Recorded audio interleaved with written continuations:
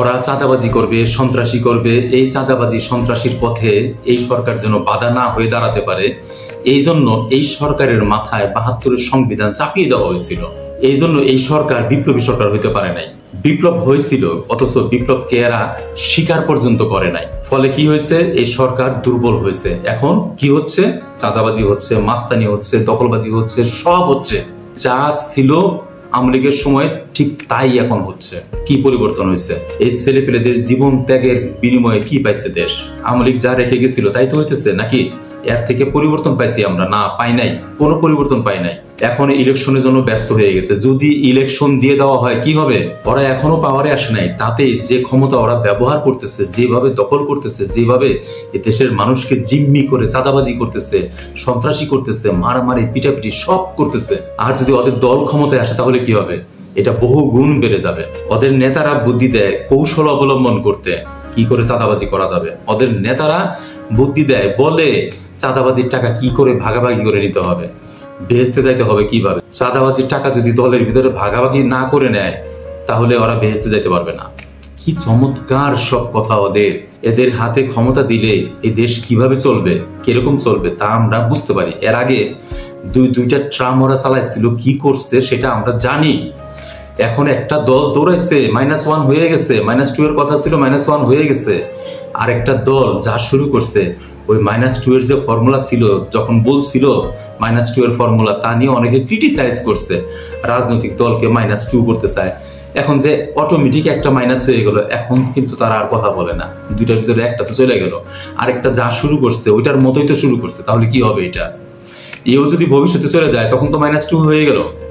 এখন আমাদেরকে যেটা করতে হবে, বিপ্লবী সরকার তৈরি করতে হবে। কিভাবে বিপ্লবী সরকার হবে?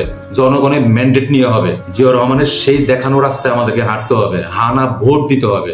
এই হানা ভোটে জনগণ যদি হা ভোট দেয়, যদি 70, 80, 90% হা ভোট হয়, তাহলে এই সরকার 5 বছরের জন্য ক্ষমতায় থাকবে। এই সংবিধানকে পরিবর্তন করবে, নতুন ভাবে সংবিধান করবে। জনগণ এটা বুঝে শুনে হা ভোট দেবে, সংস্কার করবে। আর তখন এই সরকার শক্তিশালী হবে। তখন আর চাঁদাবাজরা আগাতে পারবে না। তারা বুঝবে তাদের ক্ষমতা শেষ। তারা মনে করতেছে 2 দিন পরে তো আমরা আসবো ক্ষমতায়। এটা হবে না। 5 বছর এই সরকারকে ক্ষমতা থাকতে হবে। 5 বছরের কমে ছাড়া যাবে না। এই 5 বছরে আমাদেরকে আরো দুইটা রাজনৈতিক দল, সন্ত্রাসী দল না, চাঁদাবাজি দল না, আরো দুইটা রাজনৈতিক দল গঠন করতে হবে। কিভাবে গঠন করা যায় সেই নিয়ে আলোচনা করতে হবে। বুদ্ধিভিত্তিক দল, পরিবারতান্ত্রিক না। বুদ্ধিভিত্তিক দল যারা রাজনীতি করবে, চাঁদাবাজি করবে না, দেশের মানুষের জন্য রাজনীতি করবে, মানুষকে সাথে নিয়ে রাজনীতি করবে। রাজনীতিবিদদের কাজ হইল জনগণকে সাপোর্ট দেওয়া, জনগণকে নিরাপত্তা দেওয়া, জনগণের ভাগ্য উন্নয়ন করা, সেই জন্য জনগণকে সাথে নিয়ে কাজ করা। আর এরা কি করে? জনগণের পিছনে বাঁশ দেয়, জনগণের পকেট থেকে টাকা ছিনিয়ে নেয়, ডাকাতি করে, চুরি করে। এগুলো কি করে রাজনৈতিক দল হয়? এরা কখনোই রাজনৈতিক দল হতে পারে না। আমাদের রাজনৈতিক দল দরকার। ৭২-এর পর থেকে এখন পর্যন্ত এই দেশে রাজনৈতিক কোন দল তৈরি হয় না। আমাদেরকে রাজনৈতিক দল তৈরি করতে হবে এবং এটাই মুখ্যম সময়। ডক্টর ইউনূসকে 5 বছর রাখতে হবে, আমাদেরকে সাপোর্ট দিতে হবে, তার সাথে পুরো সময়টা থাকতে হবে। উনি যদি এখন ভোট দিয়ে চলে যায়, আবার দেশ ওই আগের জায়গায় চলে যাবে। এটা হতে দেওয়া যাবে না। পরে এখন জাতীয় নির্বাচনের আগে স্থানীয় নির্বাচন দিতে রাজি না কেন? কারণ হইল, যদি নিরপেক্ষ নির্বাচন হয় স্থানীয়, তাহলে স্থানীয় ওদের যে সন্ডাপান্ডা আছে তারা আসতে পারবে না। তার মানে কি? ওদের প্ল্যান খারাপ।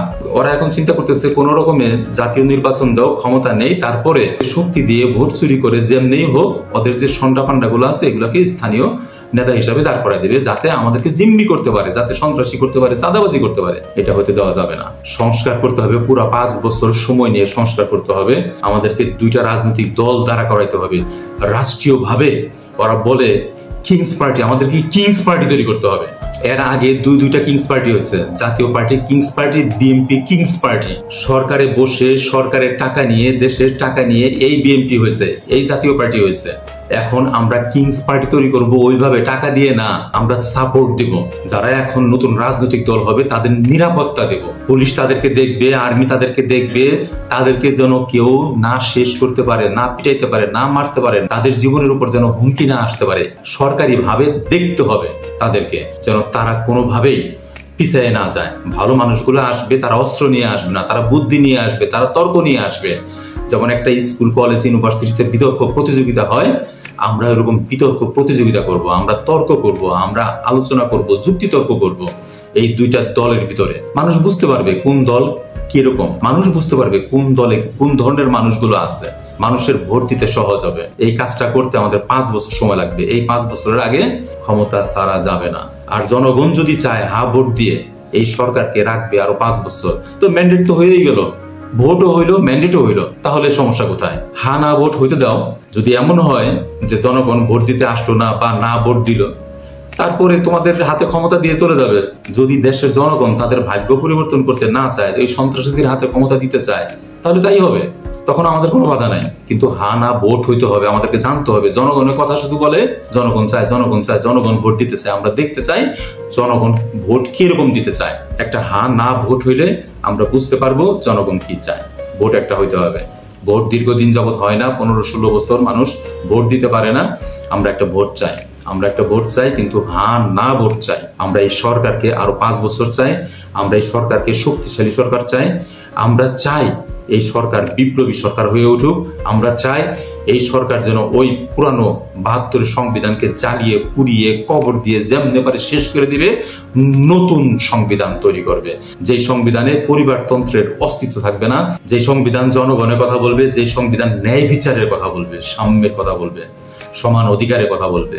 মানুষ যেন কথা বলতে পারে বুক ফুলিয়ে, মানুষ যেন কাজ করতে পারে, এ দেশ যেন উন্নত হতে পারে।